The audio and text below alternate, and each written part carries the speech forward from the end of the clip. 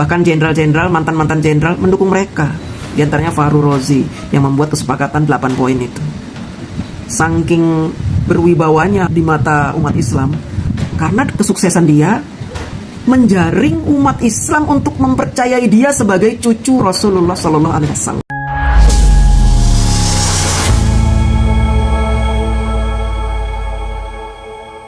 Assalamualaikum warahmatullahi wabarakatuh. Selamat siang teman-teman. Jumpa lagi dengan saya DJ. Sebelum kita membahas itu, saya ingin bercerita tentang masa dulu di tahun 1832, ketika bangsa Yaman berbondong-bondong datang ke tanah air untuk bekerja di perusahaan Belanda bernama VOC. Mereka imigran lah, datang ke Indonesia.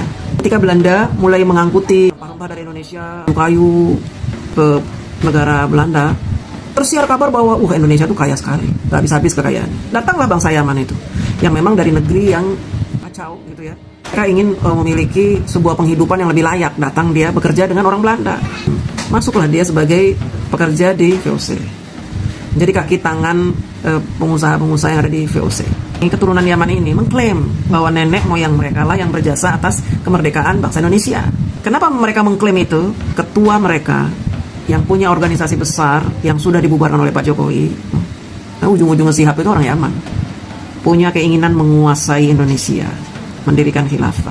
Sejak era Gus Dur hampir berhasil mereka mempengaruhi rakyat Indonesia untuk percaya omongan dia. Di era Bapak Jokowi, mereka semakin berkembang, semakin bertambah banyak pengikutnya, kemudian sukses mengadakan demo demi demo untuk memakzulkan Pak Jokowi, tapi selalu gagal. Sukses ngelecehin bangsa Indonesia untuk mendukung mereka. Bahkan jenderal-jenderal, mantan-mantan jenderal mendukung mereka. Di antaranya Fahru Rozi yang membuat kesepakatan 8 poin itu. Saking berwibawanya di mata umat Islam, karena kesuksesan dia menjaring umat Islam untuk mempercayai dia sebagai cucu Rasulullah Sallallahu Alaihi Wasallam. Sehingga yang percaya dengan dia banyak. Yang percaya kalau dia punya karomah sangat banyak. Yang percaya bualan dia itu sangat banyak. Dan dia hampir sukses menguasai Indonesia lewat Prabowo Subianto di tahun 2014. Pak Jokowi menang, tapi menangnya menang tipis. Boleh dikata orang Yaman ini hampir sukses menguasai Indonesia lewat Pak Prabowo. Begitu pula di periode kedua, hampir menang, kalahnya tipis. Setiap kali Habib memerintahkan anak buahnya untuk melakukan aksi, berjuta-juta orang, berbondong-bondong orang datang untuk berperang. Seolah-olah mereka mendapat perintah dari Rasulullah Sallallahu Alaihi Wasallam. Mereka percaya turunan Rasulullah, dan mereka sangat takut untuk membantah. Tapi mereka juga heran, kok gagal menjatuhkan Pak Jokowi? Kok selalu kalah? Kenapa begitu? Kok kalah terus kita? Kok keturunan Nabi kalah melawan Jokowi? Yang padahal mereka terus-menerus menyebut-nyebut Pak Jokowi itu orang Cina, orang kafir, orang Kristen, PKI, pelongo-pelongo. Di-downgrade terus Pak Jokowi, tapi kok kalah dengan orang yang sudah rendah ini, direndahkan ini, kok mereka selalu kalah? Akhirnya di kubu Habib ini, yang di dalamnya juga ada orang-orang cerdas, pendukung Pak Prabowo, yang orang-orang realistis, mulai bertanya-tanya, ini sebenarnya Habib punya kekuatan nggak sih? Katanya bisa menjaring kekuatan Islam seluruh Indonesia untuk mendukung. Kok kita kalah terus dengan Pak Jokowi? Sebenarnya ada di mana nih kita nih? Kurangnya ada di mana nih? Kan cucu Rasulullah. Bangsa Indonesia ini penduduknya Muslim kebanyakan. Harusnya menang dong. Karena Muslim itu mencintai Rasulullah SAW. Harusnya menang. Tapi kok nggak pernah menang? Akhirnya mereka terpecah menjadi beberapa bagian. Ada yang tetap takzim sampai sekarang detik ini, tetap memuja-muja Habib. Tapi sebagian lagi sudah mulai kayaknya meragukan. Kenapa doa-doa tidak pernah dijabah oleh Allah? Kenapa ijtima ulama 2 periode selalu bisa ditumbangkan oleh kubu Pak Jokowi? Padahal kubu Pak Jokowi kubu sesat, PKI, kafir. Tapi kenapa Jokowi selalu menang? Untuk meyakinkan pengikutnya yang bertanya-tanya, kenapa kita selalu kalah sih lawan Jokowi? Kita ini kumpulan dari ulama-ulama loh. Tapi kok rakyat Indonesia nggak dukung kita ya? Yang Islam-Islam itu. Oh iya, ide mereka itu sesat karena tergila-gila sama Pak Jokowi. Tergila-gila sama Pak Jokowi sampai mau menggadaikan akidahnya. Itu yang selalu mereka tuduhkan terhadap pendukung Pak Jokowi itu. Seolah kami ini menggadaikan akidah kami demi mendukung Jokowi dan mengabaikan himbauan mereka itu yang mengaku keturunan Rasulullah SAW. Dulu itu Habib Rizik bilang ke keturunan-keturunan Arab itu ya, untuk melakukan tes DNA supaya nanti umat Islam yang meyakini mereka sebagai keturunan Rasulullah tidak ragu-ragu. Jadi mendukungnya itu maksimal. Kalau disuruh serang dia menyerang karena yakin turunan Rasulullah yang nyuruh, berarti perintah Rasulullah juga kan. Tahu sendiri kan kalau orang sudah fanatik dengan agama Islam itu, apapun yang dikatakan oleh keturunan Rasulullah itu udah pasti apa yang diucapkan oleh Rasulullah. Samina wa ta'na, kan begitu. Makanya Habib Rizik meminta kepada seluruh turunan Arab itu yang dihabib-habibkan itu untuk membuat sertifikat kehabiban. Bahkan diminta untuk kalau perlu lu tes DNA supaya umat Islam yakin bahwa lu itu memang cucunya Rasulullah SAW, untuk menunjukkan kekuatan mereka yang semakin powerful katanya itu ya. Mereka mengajak Anies Baswedan untuk melawan Ahok di Pilgub tahun 2017. Kalau cuma Jakarta udah pasti menang lah kita. Kita kuasai Jakarta dulu. Jakarta bisa kita kuasai, setelah itu kita kuasai Indonesia.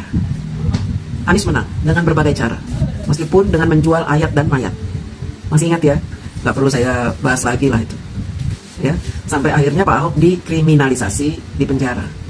Tetapi di periode kedua Pilpres mereka kalah, walaupun kalah tipis. Nah kemudian ketika Bapak Jokowi merangkul Bapak Prabowo, ini adalah strategi brilian seorang Joko Widodo, yang memang pada dasarnya Pak Jokowi ini adalah orang yang tahu terima kasih. Dan Pak Jokowi juga mengetahui posisi organisasi Islam ini di Indonesia seperti apa. Bahkan Pak Jokowi tahu bahwa mereka punya kekuatan di luar negeri, di beberapa negara. Punya hacker-hacker, ahli-ahli IT yang disebar di beberapa negara untuk menyebarkan berita-berita kebencian. Pak Jokowi tidak mau gegabah membiarkan organisasi Arab ini mempengaruhi pikiran rakyat Indonesia. Pak Jokowi harus merangkul seseorang yang pernah berjasa dalam hidup Pak Jokowi ketika beliau menjadi wali kota dan gubernur, yang dimanfaatkan oleh komunitas Arab ini untuk membuat kacau Indonesia dan mengganggu pemerintahan Bapak Jokowi. Orang-orang Arab ini terlalu berisik. Pak Jokowi sudah tahu juga Pak Prabowo ini orang paling ikhlas dan legowo. Dan selama ini Pak Prabowo ini dimanfaatkan oleh mereka itu. Ketika Pak Prabowo mau bergabung, Pak Jokowi juga tahu bakalan nanti ada sebagian pengikut dia yang akan mencela, nggak lagi mendukung Pak Jokowi. Itu sudah risiko, tidak apa-apa. Pak Jokowi pikir orang yang mendukung Pak Jokowi yang nanti bakalan mencela mungkin tidak terlalu signifikan lah membuat kekacauan di negara ini. Pak Jokowi pikir begitu ya. Masuklah Pak Prabowo ke dalam lingkungan istana dan menjadi bagian dari pemerintahan yang ikut membangun Indonesia. Dan ternyata Pak Prabowo tidak seperti yang digambarkan orang-orang. Pak Prabowo sungguh luar biasa. Cintanya terhadap bangsa ini sudah tidak main-main lagi. Cintanya sudah mentok, benar-benar cinta terhadap bangsa ini. Sehingga beliau rela mengorbankan apa saja asalkan bangsa ini bisa sejahtera. Apa yang terjadi dengan bangsa Arab ini, klan-klan Yaman ini? Mereka mulai putus asa karena organisasi mereka akhirnya dibubarkan. Yang pertama HTI, kemudian FPI dibubarkan. Putus asa. Setelah HTI dan FPI dibubarkan, anggota-anggotanya banyak yang insaf. Mereka akhirnya kocar-kacir. Sebagian insaf, sebagian masih ngotot, dendam. Dendamnya kepada siapa? Pak Prabowo? Tidak, dendamnya kepada Bapak Jokowi. Makanya mereka selalu ingin memecah belah antara Pak Jokowi dengan Pak Prabowo dengan isu-isu itu. Jadi kalau ada isu adu domba itu pasti dari klannya orang Yaman.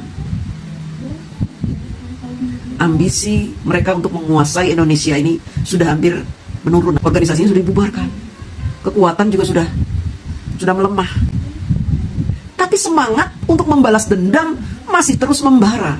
Akhirnya apa? Mereka menggunakan orang-orang yang sakit hati terhadap Bapak Jokowi untuk bergabung dan sama-sama berjuang merebut kembali kekuatan agar mereka bisa mempengaruhi rakyat Indonesia untuk mendukung mereka. Saat ini rakyat Indonesia ini sebenarnya terpecah menjadi 4. Pendukung Arab, orang Yaman, kemudian pendukung PDIP, pendukung Pak Jokowi dan pemerintahan yang sah, dan yang keempat orang yang ngaku-ngaku netral. Mau mereka gabung, antara pendukung PDIP dan pendukung Arab ini bergabung, mau mereka bergabung, tetap saja tidak bisa mengalahkan kekuatan yang mendukung Pak Jokowi dan pemerintahan yang sekarang ini. Tidak akan pernah menang. Sehingga mereka lebih memperkuat yang namanya isu dan fitnah. Mereka lebih memasifkan isu itu. Untuk apa? Menggerogoti kekuatan Pak Jokowi, menggerogoti kekuatan Pak Prabowo. Makanya muncul isu ijazah. Muncul 8 poin kesepakatan mantan jenderal itu. Tapi ternyata Allah itu berpihak kepada Bapak Jokowi. Ketika muncul seorang Kiai Haji Imaduddin membuat temuan bahwa orang-orang Yaman ini ternyata bukan keturunan Rasulullah. Gennya berbeda dengan gen keturunan Rasulullah. Gen orang Yaman ini lebih cenderung nenek moyangnya itu keturunan bangsa Israel atau Fir'aun. Kemudian Habib Rizik tidak berani melakukan tes DNA ketika membaca temuan dari Kiai Haji Imaduddin. Habib Rizik juga mulai meragukan dirinya sendiri sebagai keturunan Rasulullah, meragukan teman-teman yang Arab itu sebagai keturunan Rasulullah. Akhirnya mereka mengharamkan tes DNA. Kenapa keluar fatwa keharaman tes DNA ini? Karena itu satu-satunya cara untuk menjaring kekuatan umat Islam di Nusantara ini. Kalau mereka ketahuan bukan keturunan Rasulullah, bubar yang mendukung mereka. Bubar jalan, mereka gak akan punya kekuatan apa-apa lagi. Dan mereka bisa didakwa sebagai pemalsu nasab. Habislah mereka. Habis pendukungnya pada lari, makin kocar kacir, makin berantakan. Inilah yang membuat mereka semakin putus asa. Keputusasaan ini menyebabkan mereka menghalalkan segala cara untuk menjatuhkan Pak Jokowi dan Pak Prabowo. Karena apa? Niat mereka bukan lagi untuk berdakwah, bukan lagi buat syiar Islam, bukan lagi untuk menegakkan Islam, tetapi untuk apa? Untuk menjajah bangsa Indonesia.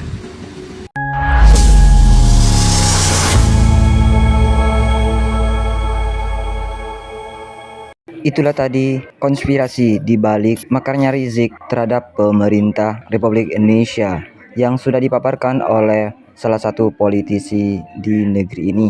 Semoga saja semua bisa teratasi agar bangsa Indonesia tetap aman sentosa. Bagaimana menurut pendapat teman-teman semua? Silakan lanjut di kolom komentar. Terima kasih selalu support Arman Al-Fatih. Kita jumpa lagi di video selanjutnya. Assalamualaikum warahmatullahi wabarakatuh.